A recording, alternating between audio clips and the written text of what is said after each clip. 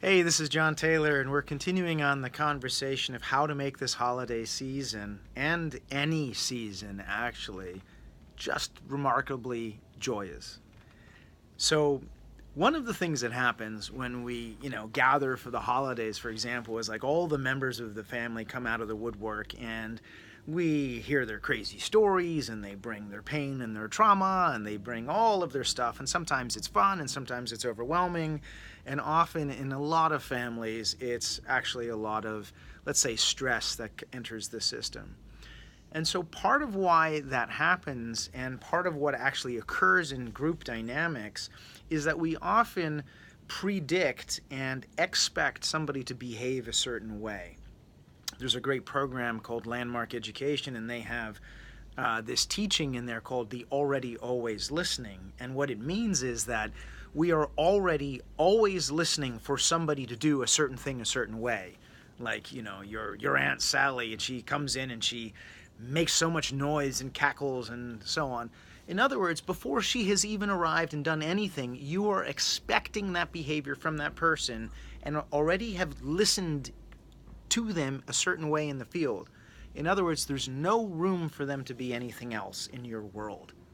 Have you ever had that happen to you? That you haven't met somebody in many years and they still have an old impression of you and they won't let you be you, the now you? My parents sometimes do this to me every now and then. We'll be at the table with guests and so on, and they'll tell a story about me from when I was a little kid. I'm, what would appear to be a grown adult, and yet here they are telling the story of when I was like, a completely immature, like 12-year-old or something, as if that 12-year-old is still sitting at the table. You know what I'm talking about. So what if you got really clear about how you listen into the world around your family? How do you listen in your father, your mother, your sister, your brother? How do you listen them into the world? And perhaps now is an opportunity to let go of all of those judgments.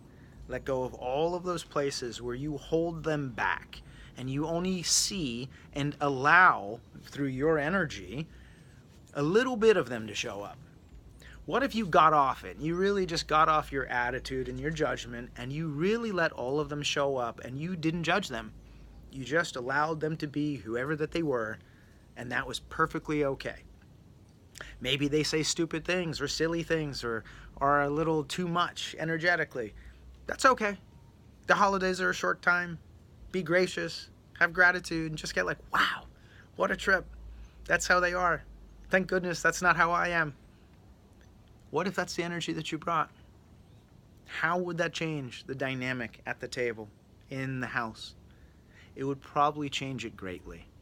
So the invitation here is to observe how you are listening somebody into existence, how you are expecting them to be and holding them to behave, and letting that go.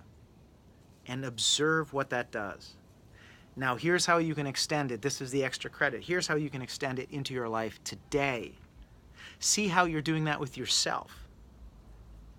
See how you're doing that with your partner or your friend. See how you do this to the world around you, and just notice how it limits what is possible. A nice invitation for you to take a good look and make this the most extraordinary holiday season that it can ever be. Thanks for listening. We'll see you in the next video.